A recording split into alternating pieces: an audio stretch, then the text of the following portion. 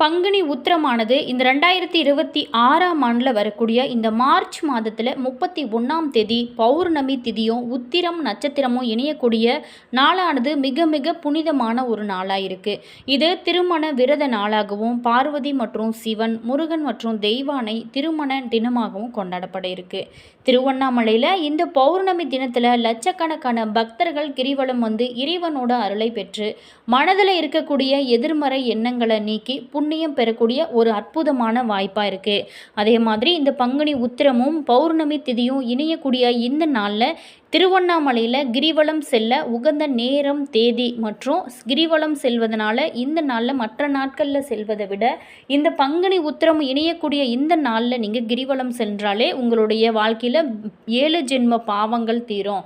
அது மட்டும் இல்லாமல் உங்களோட வாழ்க்கையில் மேலும் வளர்ச்சி பெற எந்த மாதிரியான நீங்கள் கிரிவலம் செல்லணும், இந்த பங்குனி உத்திரத்தோட சிறப்பையும் இந்த பௌர்ணமி திதியோட சிறப்பையும் இந்த திருவண்ணாமலையில் கிரிவலம் சென்றால் கிடைக்கக்கூடிய யோகத்தையும் இதையெல்லாம் குறித்து தான் இந்த பதிவின் மூலமாக நம்ம விளக்கமாக சொல்லியிருக்கோம். வீடியோவை ஸ்கிப் பண்ணாமல் முழுமையாக பாருங்கள்.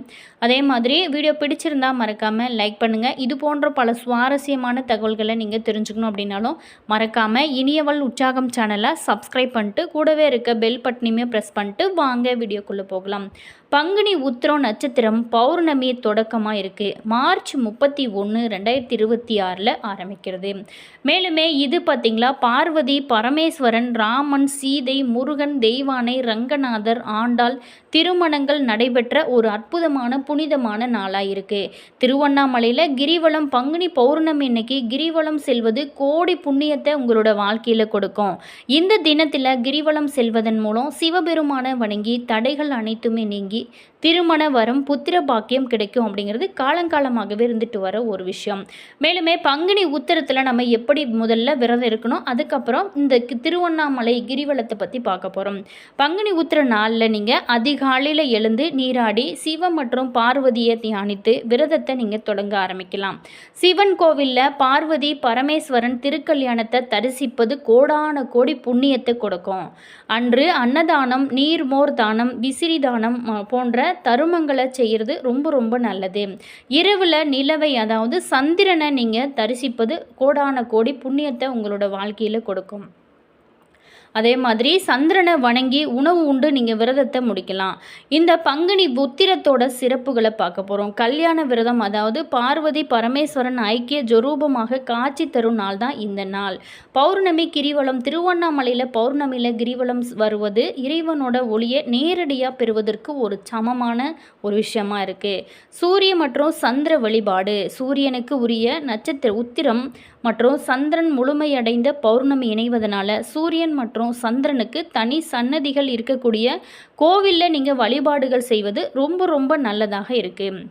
அதே மாதிரி விளக்கேற்றுவதுமே ரொம்ப சிறப்பானது. இந்த புனிதமான பங்குனி உத்திரத்தில் இறைவனை வணங்கி கிரிவலம் வந்து மகிழ்ச்சியான வாழ்வு பெற நாங்களுமே இறைவனிடம் பிரார்த்தனை செய்கிறோம். அதே மாதிரி இந்த பங்குனி உத்திரம் நம்மத்தோட சிறப்பை பார்த்தோம். அடுத்ததாக கிரிவலம் திருவண்ணாமலையில் செல்வது எந்த அளவுக்கு ஒரு உகந்ததாக இருக்கும், அதுவும் இந்த பங்குனி மாதத்தில் வரக்கூடிய அற்புதம் நிறைந்த இந்த நாளில் செல்வது எந்த அளவுக்கு ஒரு முக்கியம். சந்திரனோட ஆதிக்கம் நிறைந்த பௌர்ணமி தினமானது வழிபாட்டிற்கும் கிரிவலம் செல்வதற்கும் ரொம்ப ரொம்ப உன்னதமான ஒரு நாளாக இருக்குது. பௌர்ணமி இன்னைக்கு கிரிவலம் செல்வது ஆன்மீக ரீதியாக ரொம்ப ரொம்ப நல்லது. மேலுமே இந்த நாளில் தமிழகத்தில் பல மலை கோவில்கள் கிரிவலம் வந்து வழிபடும் வழக்கமாக இருக்குது. குறிப்பாகவே திருவண்ணாமலைக்கு கிரிவலம் செல்வது அப்படிங்கிறது ரொம்ப ரொம்ப புனிதமான விஷயமா இருக்குது. திருவண்ணாமலையில் உலக பிரசித்தி பெற்ற அண்ணாமலையார் கோவிலானது இருக்குது. இந்த கோவிலுக்கு பல்வேறான இடங்களில் இருந்து பக்தர்கள் வருகை தருவாங்க. இதனால் இங்கு திருப்பதி போன்று எப்போதுமே கூட்டம் அலைமோதி கொண்டே இருக்கும். அதுவும் அமாவாசை பௌர்ணமி நாளில் ரொம்ப கூட்டம் அதிகமாக இருக்கும். திருவண்ணாமலையில் பௌர்ணமி கிரிவலத்துக்கு லட்சக்கணக்கான பக்தர்கள் எப்போதுமே வருகை தருவாங்க. அதன் பிறகு அண்ணாமலையாரை பக்தர்கள் தரிசனம் செய்வாங்க. சுமார் 14 கிலோமீட்டர் தொலைவு கொண்ட இந்த கிரிவலம் பாதையில் பௌர்ணமி நாளில் லட்சக்கணக்கான பக்தர்கள் கிரிவலம் வருவதை வழக்கமாகவே வச்சுருக்காங்க. மேலுமே இந்த நிலையில் இந்த ஆண்டு பங்குனி மாத பௌர்ணமி அதாவது ஏப்ரல் 1ஆம் தேதி 2026 புதன்கிழமை இரவு அல்லது ஏப்ரல் 2ஆம் தேதி அதிகாலை வரைக்கும் இருக்க வாய்ப்பு இருக்குது. பொதுவாகவே பௌர்ணமி தொடங்கக்கூடிய நேரமானது நேரத்தை பொறுத்து ஏப்ரல் 1 இரவு 7:35 மணிக்கு தொடங்கு ஏப்ரல் 2 வரைக்கும் வியாழக்கிழமை மாலை சுமார் 6:55 மணி வரைக்குமே நிறைவடைகிறது. இந்த நேரத்தில் பக்தர்கள் கிரிவலம் செல்வது ரொம்ப ரொம்ப நல்லது. திருவண்ணாமலையில் பௌர்ணமி நாளில் கிரிவலம் சென்றாலே பாவங்கள் அனைத்துமே நீங்கி புண்ணியம் பெருகும் அப்படிங்கிறது ஜோதிட நம்பிக்கையாக இருக்குது. மேலுமே இந்த நாளில் வைக்கக்கூடிய வேண்டுதல்கள் சிவபெருமானை நிறைவேற்றுவார் அப்படின்னு சொல்லப்படுது. கிரிவலம் செல்லும் போது நம்ம சிவ மந்திரத்தை உச்சரிக்கிறது ரொம்ப ரொம்ப நல்லதாக இருக்குது. மேலுமே நீங்களும் கிரிவலம் போகணும் அப்படின்னு நினச்சிங்களா, கண்டிப்பாக இந்த பௌர்ணமி திதியும் இந்த உத்திர நட்சத்திரமும் இணையக்கூடிய இந்த நாளில் நீங்கள் கிரிவலம் செல்வது உங்களோட வாழ்க்கையில் மிகப்பெரிய ஒரு மாற்றத்தை ஏற்படுத்தும் ஒரு அற்புதமான வழிபாடாக இருக்குது. நீங்கள் திருவண்ணாமலைக்கு கிரிவலம் போகணும் அப்படின்னு நினைக்கிறவங்க பௌர்ணமி துவக்கமானது ஏப்ரல் 1ஆம் தேதி காலையில், அதாவது புதன்கிழமை காலை 7:38 மணிக்கு துவங்கி பௌர்ணமி திதியானது ஏப்ரல் 2ஆம் தேதி காலை வியாழக்கிழமை காலை 7:57 மணி வரைக்கும் இருக்குது. கிரிவலம் நீங்கள் துவங்க வேண்டிய நேரம் அப்படின்னு பார்த்தோமா, ஏப்ரல் 1ஆம் தேதி 7:30லேருந்தே நீங்கள் தொடங்கிக்கலாம். அதே மாதிரி கிரிவலம் நிறைவு செய்ய வேண்டிய நேரம் ஏப்ரல் 2ஆம் தேதி காலை 7:44 மணி வரைக்குமே இருக்குது. உங்களால் எந்த டைமில் முடியுமோ அந்த டைமில் நீங்கள் கிரிவலம் செல்வது ரொம்ப ரொம்ப நல்லது. அதுவும் பங்குனி உத்திரமோ இந்த கிரிவலமோ நீங்கள் செல்வது ரொம்ப ரொம்ப நல்லது. வாழ்க்கையில் ஒரு முறையாவது சென்று வழிபட வேண்டிய கோவில்களில் ஒன்று தான் இந்த திருவண்ணாமலை. இங்கு ஒரு முறையாவது சென்று கிரிவலம் வருவது பாவங்களை போக்கி பல மடங்கு அதிக புண்ணிய பலன்களை நமக்கு கண்டிப்பாக கொடுக்கும். இந்த ஆண்டு பங்குனி மாத பௌர்ணமி ஆனது ரொம்ப ரொம்ப விசேஷமாக அமைகிறது. அதே மாதிரி திருவண்ணாமலையில் கிரிவலம் வர்றது ரொம்ப ரொம்ப நல்லது. பங்குனி உத்திர நாளில் திருவண்ணாமலையில் பௌர்ணமி கிரிவலம் வந்தாலே நமக்கு என்னென்ன பலன்கள்லாம் கிடைக்கும் அப்படிங்கிறத பார்க்க போகிறோம். திருவண்ணாமலை அப்படின்னாலே அனைவருக்குமே முதல்ல ஞாபகம் வருவது அங்கே இருக்க கிரிவல வழிபாடு தான். பஞ்சபூத தலங்களில் நினைத்தாலே முக்தியை கொடுக்கக்கூடிய புண்ணிய தலமான திருவண்ணாமலை தமிழகத்தில் இருக்கக்கூடிய ரொம்ப முக்கியமான பழமையான சிவன் கோவில்களில் ஒன்று. ஆன்மீக பூமி, சித்தர்களோட பூமி அப்படின்னு ரொம்ப போற்றப்படக்கூடிய திருவண்ணாமலையில் சிவனே மலையாக வீற்றிருப்பதாக ஐதீகம். அதனால் இங்கு மலையை வலம் வந்து வழிபடுவது சிறப்புக்குரிய ஒரு விஷயமா இருக்கு.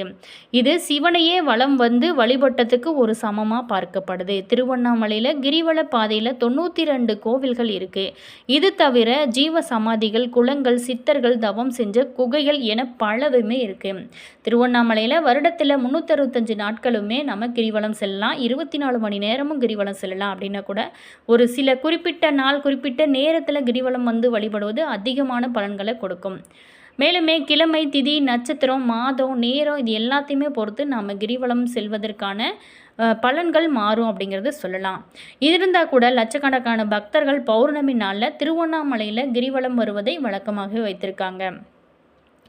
இதனால் ஒவ்வொரு மாதமே எந்த நாளில் பௌர்ணமி வருகிறது, எப்போது கிரிவல வழிபாட்டினை துவங்கி எப்போது நிறைவு செய்ய வேண்டும் அப்படிங்கிறது நேரத்தையுமே அண்ணாமலையார் கோவில் நிர்வாகமானது வெளியிட்டு வருது.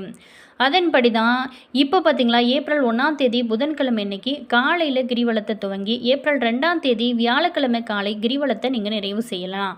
பங்குனி பௌர்ணமி அப்படிங்கிறது பங்குனி உத்திர திருநாள் அப்படிங்கிறதுனால இந்த திருநாளில் கிரிவலம் செல்வதனால சிவபெருமானோட அருள் மட்டும் இல்லாமல் முருகப்பெருமானின் அருளுமே நமக்கு முழுமையாக கிடைக்கும். பங்குனி உத்திரம் அப்படிங்கிறது ரொம்ப ரொம்ப முக்கியமான ஒரு நாளாக இருக்குது. இதில் கிரிவலத்தோட பலன்களை பார்க்க போகிறோம். புதன்கிழமையில் திருவண்ணாமலை கிரிவலம் செல்வது கல்வி, ஞானம் மற்றும் அறிவு விருத்தியை கொடுக்கும். இந்த நாள் கிரிவலம் வருவதனால புதன் கிரக தோஷங்கள் அனைத்துமே நீங்கி நினைவாற்றல், புத்திசாலித்தனம், கல்வியில் சிறந்த ஒரு தேர்ச்சி இது எல்லாமே ஏற்படும்.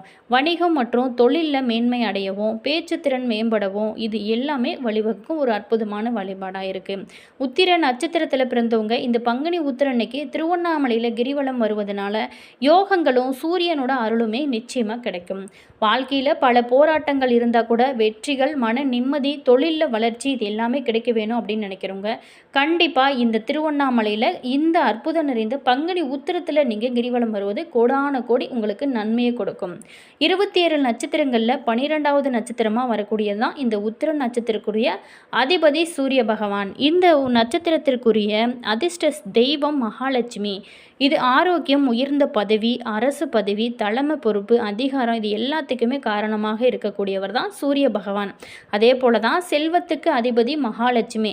இவங்களுக்குரிய உத்திர நட்சத்திரம் அப்படின்னு நம்ம கிரிவலம் வருவது ரொம்ப ரொம்ப நல்லது. சூரிய பகவானோட அருளும் மகாலட்சுமியோட முழு அருளுமே நமக்கு கிடைக்கும் ஒரு அற்புதமான வாய்ப்பாக இருக்குது. இந்த வாய்ப்பை அனைவருமே பயன்படுத்திக்கோங்க, மிஸ் பண்ணிடாதீங்க. மேலுமே அந்த பங்குனி உத்திர நாளில் கிரிவலம் வந்தாலே 7 ஜென்ம பாவங்கள் அனைத்துமே தீரும்.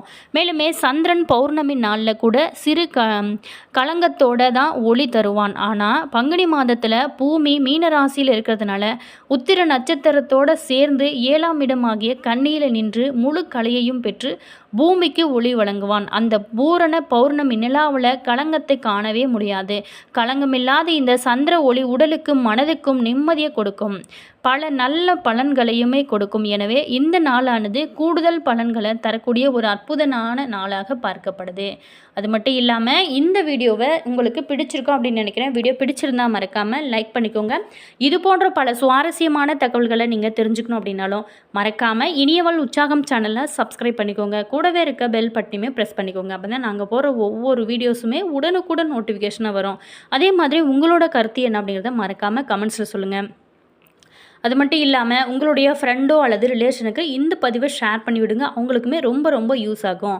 அதே மாதிரி இந்த பங்குனி உத்திர நாளில் கண்டிப்பாக முருகப்பெருமானுக்காக விரதம் இருந்து வழிபடுங்க. உங்களுடைய பாவம் அனைத்தும் நீங்கும். தேங்க்யூ.